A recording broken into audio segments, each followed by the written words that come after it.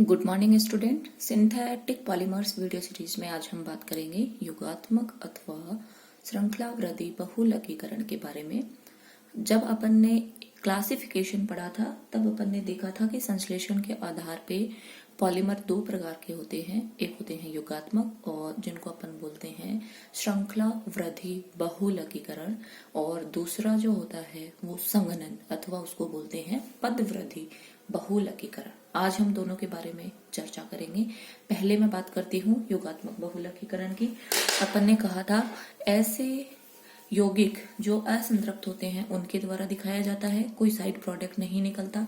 अभिक्रिया पर ऑक्साइड की उपस्थिति में होती है, मुक्त मूलक क्रिया विधि के द्वारा होती है और आयनिक क्रिया विधि के द्वारा होती है, जिसमें धनायन भी होंगे और ऋणायन भी होंगे। क्लियर। अभी अपन बात कर लेते हैं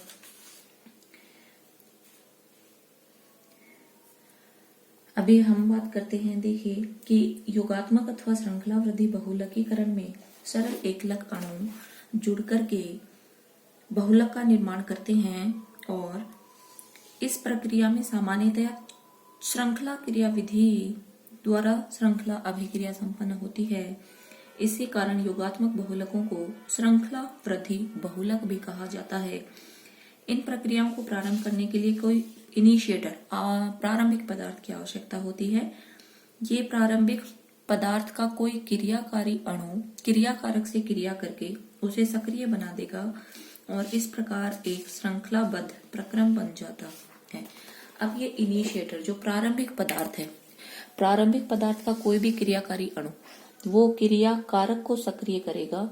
तो ये क्रियाकारी जो अणु है ये फ्री रेडिकल भी हो सकता है और आयन भी हो सकता है, और आयन में अपन को पता है धनायन भी हो सकता है और बोलो क्या हो सकता है, ऋणायन। क्लियर। अब आज हम बात करेंगे मुक्त मूलक बहुलकीकरण, फ्री रेडिकल। अगर अपना जो क्रियाकारी अणु है वो कौन हो, फ्री रेडिकल। बारी बारी से अपन अध्ययन करेंगे फ्री रेडिकल, फिर अपन आयनिक में अध्ययन करेंगे धनायन और ऋणायन का। क्लियर। तो आज हम बात कर लेते हैं मुक्त मूलक वायनिल बहुलकीकरण। क्लियर। ध्यान में रखेंगे मुक्त मूलक वायनिल बहुलकीकरण। देखिए नाम से पता पड़ रहा है इसमें मुक्त मूलक वायनिल बहुलकीकरण में जो अपना क्रियाकारी अणु होगा वो कौन होगा, मुक्त मूलक। क्लियर।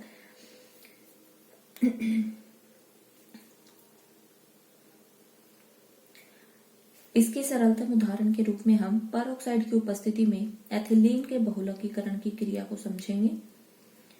परऑक्साइड का मुक्त मूलक एथिलीन से योग करके एक बड़ा मुक्त मूलक बना लेता है जो अन्य एथिलीन अणु के साथ संयुक्त होकर के बड़ा मुक्त मूलक बनाता है, और ये अभिक्रिया चलती रहती है और किसका निर्माण हो जाता है, पॉलीथीन का। देखिए परऑक्साइड की उपस्थिति में होती है ये अभिक्रियाएं।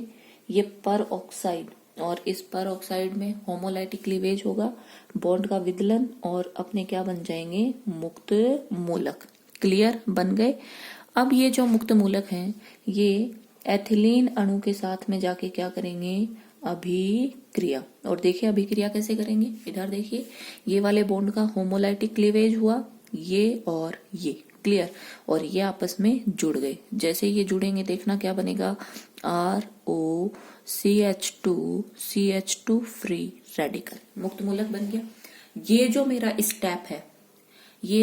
स्टेप है इसको अपन बोलते हैं चेन इनिशिएशन स्टेप, श्रृंखला प्रारंभन पद। ये वाला जो पद है जिसमें मुक्त मूलक बना, एथिलीन अणु के साथ क्रिया की और एक नया मुक्त मूलक बन गया, इसको मैं बोलती हूँ चेन इनिशिएशन स्टेप। क्लियर। अब ये बना हुआ मुक्त मूलक और एथिलीन मॉलिक्यूल पे अभिक्रिया करे, CH2 double bond CH2, ethylene molecule और आ गया। अब वापस बॉन्ड का बोलो क्या होगा, homolytic cleavage.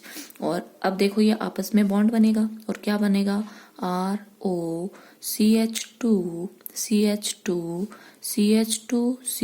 Free radical. Clear. तो ऐसे फिर फर्दर कोई और एथिलीन मॉलिक्यूल आए और अभिक्रिया चलती रहेगी और एक लंबी चेन बनेगी। इसको अपन बोलते हैं चेन प्रोपेगेशन स्टेप। इसको अपन बोलते हैं चेन प्रोपेगेशन स्टेप, ये तीनों स्टेप आप लोगों को ध्यान में रखने हैं। क्लियर। अब अपन को मान लीजिए जितना लंबा या बोलो जितना बड़ा बहुलक अपन को चाहिए, अपन उतने एथिलीन मॉलिक्यूल जोड़ते जाएंगे, अभिक्रिया आगे बढ़ती जाएगी। श्रृंखला प्रारंभन पद हो गया, ये हो गया श्रृंखला को आगे बढ़ाने वाला पद। अब अपन को क्या करना है कि अपन को इस श्रृंखला को रोकना है, तो उसको मैं बोलती हूँ चैन टर्मिनेशन, श्रृंखला समापन पद, चैन टर्मिनेशन स्टेप। क्लियर। अब देखिए इस चैन टर्मिनेशन स्टेप में दो हो सकते हैं, दो प्रोसेस, या तो हो जाए कॉम्बिनेशन और या बोलो क्या हो जाए डिस्प्रोपोर्शियोनेशन। देखिए डिस्प्रोपोर्शियोनेशन। क्लियर। अब देखिए कॉम्बिनेशन कैसे होगा। मान लीजिए मेरे पास में दो बहुलक श्रृंखलाएं हैं, ये लीजिए CH2 CH2 CH2 CH2 and free radical, मैंने ये वाली ले लिया। और दूसरी श्रृंखला ले लेती हूँ CH2 CH2 CH2 and CH2 free radical. Clear. और अब देखिए इन दोनों के बीच में क्या बन जाएगा, बॉन्ड। और जैसे ही बॉन्ड बनेगा, मैं थोड़ा ठीक लिख देती हूँ, देखिए दोनों आपस में जैसे ही बॉन्ड बनाएंगे, देखना अब कोई मुक्त मूलक नहीं है अभिक्रिया में, तो आगे फर्दर नहीं होगी और अभिक्रिया क्या हो जाएगी, स्टॉप सॉरी। इसीलिए इसको अपन क्या बोलते हैं, चैन टर्मिनेशन स्टेप। ठीक है। अब देखिए डिस्प्रोपोर्शनेशन में क्या होगा, देखिए RO CH2 CH2 CH2 CH2 free radical, एक श्रृंखला मैंने ये लिखी और अब मैं दूसरी श्रृंखला लिख लेती हूँ CH2 CH2 CH2 free radical. Clear. अब देखिए जहां पे फ्री रेडिकल है उसके पास वाले कार्बन पे हाइड्रोजन जुड़े हुए हैं, मैं इसको ऐसे लिख लेती हूँ। ठीक है। अब यहां से देखिए बॉन्ड का होमोलाइटिक क्लीवेज होगा, तो यहाँ पे भी फ्री रेडिकल और यहाँ पे भी क्या बनेगा, फ्री रेडिकल। क्लियर। अब ये होमोलाइटिक क्लीवेज दिखा दिया मैंने, ये H फ्री रेडिकल बन गया। अब देखिए ये फ्री रेडिकल और ये फ्री रेडिकल जब दोनों आपस में अभिक्रिया करेंगे तो यहाँ पे बॉन्ड बन जाएगा, तो ये तो बन जाएगा डबल बॉन्ड। क्लियर। और ये H फ्री रेडिकल कौन ले लेगा, CH2 फ्री रेडिकल, तो इसको मैं नीचे ले आती हूँ। तो ये H फ्री रेडिकल जब इसके साथ अभिक्रिया करेगा तो देखना इस कार्बन के पास में कितने हाइड्रोजन हो जाएंगे, 3। और अब चूंकि अभिक्रिया में कोई भी फ्री रेडिकल नहीं है, इसीलिए अभिक्रिया फर्दर नहीं होगी। क्लियर। तो अब आप लोग एक बार दोबारा देख लें, मुक्त मूलक वाइनिल बहुलकीकरण, ये अपन ने कहा इसके लिए कोई प्रारंभिक पदार्थ चाहिए, उस प्रारंभिक पदार्थ का कोई सक्रिय अणु सक्रिय क्रियाकारी अणु क्रियाकारक अणु के साथ अभिक्रिया करेगा, उसको सक्रिय करेगा और फिर अभिक्रिया फर्दर होगी। अब वो क्रियाकारी अणु अपन ने बोला कोई मुक्त मूलक हो सकता है, कोई आयन हो सकता है, अभी अपन बात कर रहे हैं मुक्त मूलक की। क्लियर। ये पेरोक्साइड प्रारंभिक पदार्थ था मेरा, इसका मुक्त ये हो गया बॉन्ड का होमोलाइटिक क्लीवेज, मुक्त मूलक बन गए। इन्होंने एथिलीन अणु के साथ अभिक्रिया की और एक इसके साथ जुड़ करके नया मुक्त मूलक बन गया, इसको मैंने बोला चैन इनिशिएशन, श्रृंखला प्रारंभ करने वाला पद। अब ये बना हुआ मुक्त मूलक एथिलीन के दूसरे मॉलिक्यूल के साथ अभिक्रिया करेगा और ऐसे आप देख रहे हो श्रृंखला में वृद्धि होती जाएगी, इसीलिए मैंने इसको बोला चैन प्रोपेगेशन स्टेप। अब अपन को श्रृंखला को स्टॉप करना है तो उसके लिए चैन टर्मिनेशन स्टेप, वो दो तरीके से हो सकता है, कॉम्बिनेशन और डिस्प्रोपोर्शियोनेशन। क्लियर। ध्यान में रखेंगे।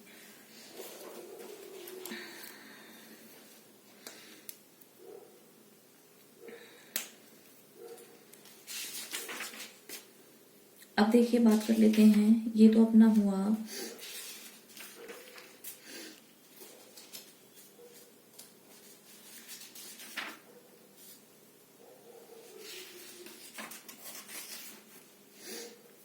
अब देखिए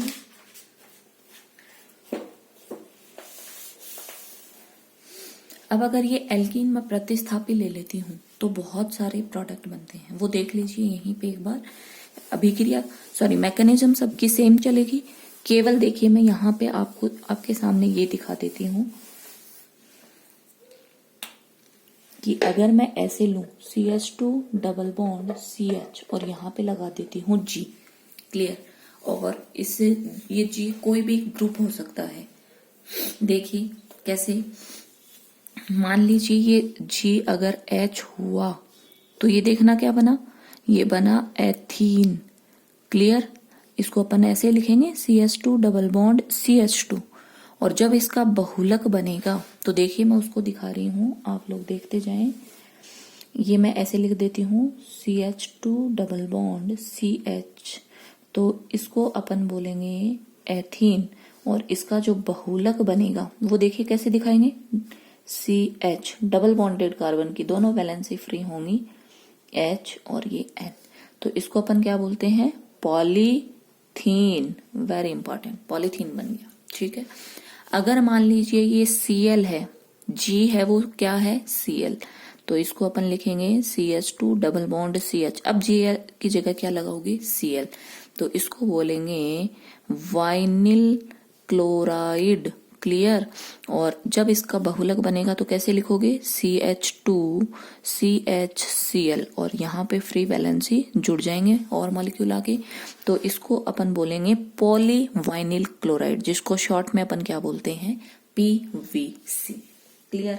अगर मान लीजिए इस G की जगह मैं साइनाइड लगाती हूं तो उसको अपन बोलते हैं एक्रिलोनाइट्राइल। देखिए CH2 double bond CH CN अगर मैंने लगाया तो इसको बोलेंगे एक्रिलोनाइट्राइल। और इसका जो बहुलक बनेगा उसको कैसे लिखेंगे CH2 CH CN। और ये free valency double bonded carbon की, इसको बोलेंगे पॉली, नाम से पहले पॉली लगा देंगे, पॉली एक्रिलोनाइट्राइल, या उसका दूसरा नाम आपको ध्यान में रखना है और लॉन। क्लियर। अब अगर मान लीजिए इस CN की जगह पे मैं क्या लगा दूं C6H5, तो उसको बोलते हैं, देखिए कैसे लिखेंगे CH2 डबल बॉन्ड CH और यहां जुड़ जाएगा C6H5, तो इसको बोलते हैं स्टाइरीन। और जब इसका बहुलक बनेगा उसको कैसे लिखेंगे CH2 CH C6H5, इसको अपन बोलेंगे पॉलीस्टाइरीन। क्लियर। अगर यहां पे मैं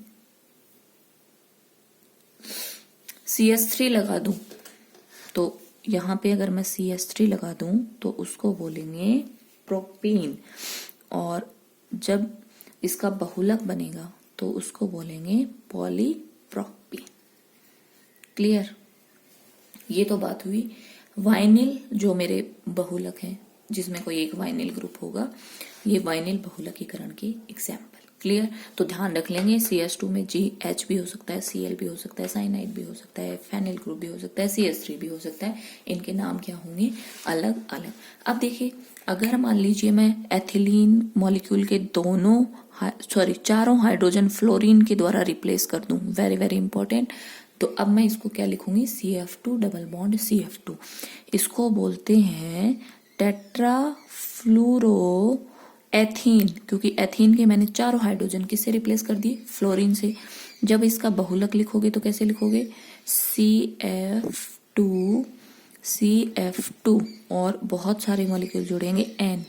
इसको अपन बोलते हैं वेरी वेरी इंपॉर्टेंट टेफ्लॉन। और ये टेफ्लॉन होता है, ये नॉन स्टिकी कुकवेयर बनाने के काम में आता है।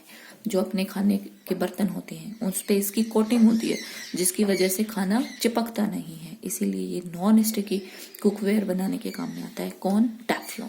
तो इन सब को आप लोग ध्यान में रखें। क्लियर।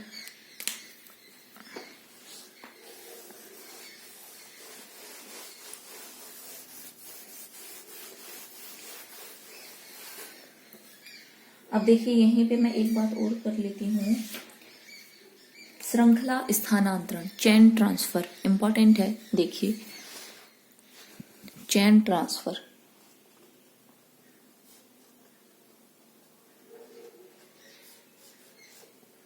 देखिए क्या होता है श्रृंखला स्थानांतरण।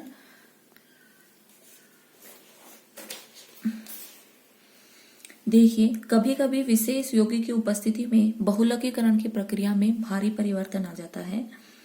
उदाहरण के लिए यदि स्टाइरीन का बहुलकीकरण कार्बन टेट्राक्लोराइड की उपस्थिति में करवाया जाए तो बने हुए बहुलक उत्पाद का औसत अणुभार सामान्य परिस्थितियों में बने हुए बहुलक उत्पाद की तुलना में कम होता है और कुछ मात्रा में क्लोरीन भी पाई जाती है। ये रिजल्ट होता है चेन ट्रांसफर का। चैन ट्रांसफर में देखिए क्या होता है, इस प्रक्रिया में श्रृंखला को आगे बढ़ाने वाले किसी भी पद में ऐसा अणु आ जाता है जो उस मुक्त मूलक से क्रिया करके श्रृंखला को आगे बढ़ने से रोक देता है, अर्थात कम अणुभार वाला बहुलक बना लेता है और स्वयं एक मुक्त मूलक के रूप में नई श्रृंखला को प्रारंभ कर देता है। अतः किसी यौगिक की उपस्थिति में एक श्रृंखला को रोककर दूसरी नई श्रृंखला का प्रारंभ होना क्या कहलाता है, चैन ट्रांसफर। उदाहरण के लिए समझते हैं, देखिए स्टाइरिन ले रखा है CH, यहाँ पे कौन जुड़ेगा C6H5, क्लियर। अगर मान लीजिए नॉर्मल ये अभिक्रिया चलती तो इसके बहुत सारे मॉलिक्यूल इससे जुड़ते चले जाते। मैं दिखा देती हूँ, ये मुक्त मूलक और वापस दूसरे स्टाइरिन मॉलिक्यूल के साथ अभिक्रिया करेगा। यहाँ पे बॉन्ड का होमोलाइटिक क्लीवेज होगा, फ्री रेडिकल बनेंगे और इनका आपस में एडिशन होगा और बन जाएगा इधर से free CH C6H5 CH2 CH C6H5 और ये फ्री वैलेंसी, क्लियर। ये तो हुआ मेरा सामान्य बहुलकीकरण। पर देखिए अगर चैन ट्रांसफर होता है तो क्या होगा, देखिए चैन ट्रांसफर में कोई एक ऐसा यौगिक आ जाता है जो श्रृंखला को तो रोक देता है और खुद नया मुक्त मूलक बना के आगे फिर अभिक्रिया को स्टार्ट करता है और स्टाइरिन का बहुलकीकरण करवाना है, किसकी प्रेजेंस में, CCl4 की प्रेजेंस में। यहाँ पे देखिए चैन ट्रांसफर होगा और ये अपन को पता है CCl4 CCl3 एंड Cl पोल का होमोलाइटिक क्लीवेज और यहाँ पे क्या बन जाएंगे, फ्री रेडिकल। अब ये क्लोरीन फ्री रेडिकल जाके श्रृंखला से जुड़ जाएगा और देखना CH2 CH C6H5 और यहाँ कौन आके जुड़ गया, Cl, और Cl जुड़ते देखना इसने श्रृंखला को क्या कर दिया, श्रृंखला को समाप्त कर दिया। इसका मतलब जो मेरा पॉलीमर बनेगा उसका अणुभार सामान्य तरीके से बने हुए पॉलीमर के अणुभार से क्या आएगा, कम आएगा, क्योंकि इसने श्रृंखला को स्टॉप कर दिया और खुद यहाँ पे आके जुड़ गया, क्लियर। और कुछ मात्रा इसमें इसीलिए किसकी मिलेगी, क्लोरीन की। अब जो दूसरा फ्री रेडिकल है देखना, यहाँ पे एक फ्री रेडिकल तो बना था ये Cl, इसने तो श्रृंखला को स्टार्ट कर दिया और बना हुआ दूसरा फ्री रेडिकल कई नई श्रृंखला को क्या कर देता है, प्रारंभ। देखिए CH वापस स्टाइरिन मॉलिक्यूल के साथ अभिक्रिया करता है, CH2 CH C6H5 और इसके साथ में अब ये वाला फ्री रेडिकल अभिक्रिया करता है। वहीं बॉन्ड का क्या होगा, होमोलाइटिक क्लीवेज, ये फ्री रेडिकल बनेंगे और ये CCl3 आके जुड़ेगा और ये बन जाएगा CCl3 CH2 CH C6H5 free radical. अब देखिए ये खुद आके इसके साथ जुड़ गया और अब नई श्रृंखला को क्या कर देता है, प्रारंभ। तो ये क्या कहलाता है, ये कहलाता है चैन ट्रांसफर। ध्यान में रखेंगे, एक बार दोबारा सुन लें। ये मैंने सामान्य बहुलकीकरण की अभिक्रिया दर्शाई है, लेकिन बीच में ही कोई ऐसा यौगिक आ जाता है जो अभिक्रिया को तो क्या, श्रृंखला अभिक्रिया को रोक देता है और नई श्रृंखला अभिक्रिया स्टार्ट कर देता है। अतः किसी यौगिक की उपस्थिति से एक श्रृंखला को रोककर दूसरी नई श्रृंखला का प्रारंभ होना क्या कहलाता है, श्रृंखला स्थानांतरण, चैन ट्रांसफर। ध्यान में रखेंगे इसको आप लोग। आगे देखिए निरोधक, इनहिबिटर्स, एक तो होते हैं चैन ट्रांसफर श्रृंखला स्थानांतरण, एक होते हैं निरोधक। अब ये निरोधक और देखिए क्या होते हैं, इनहिबिटर्स, निरोधक। अब नाम से ही पता पड़ रहा है श्रृंखला को ये भी रोकेंगे।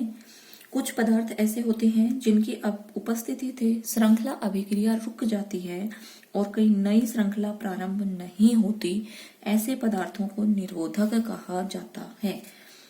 कई एमीन, फिनॉल और क्विनोन निरोधक की भांति व्यवहार करते हैं।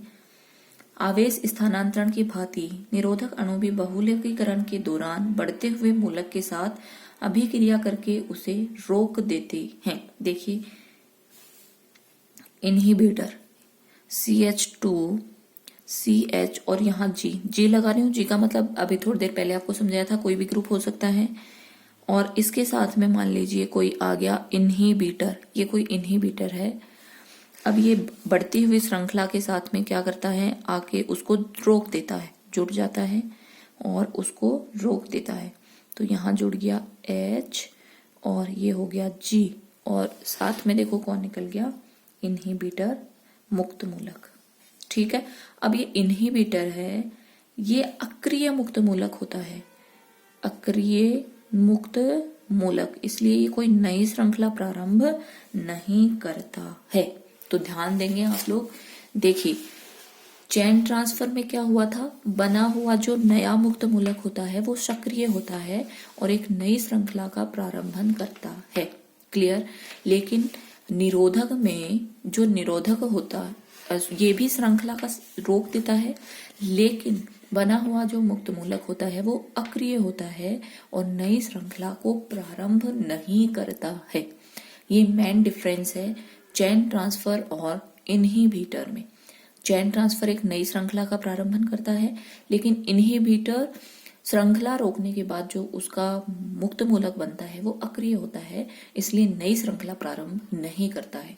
दोनों में कॉमन क्या है, चेन ट्रांसफर भी श्रृंखला को रोकता है और इनहिबिटर भी श्रृंखला को रोकता है, लेकिन चेन ट्रांसफर में बना हुआ मुक्त मूलक नई श्रृंखला प्रारंभ करता है, लेकिन निरोधक में बना हुआ मुक्त मूलक अक्रिय होने के कारण नई श्रृंखला को प्रारंभ नहीं करता है। क्लियर, ध्यान रखेंगे। Thank you.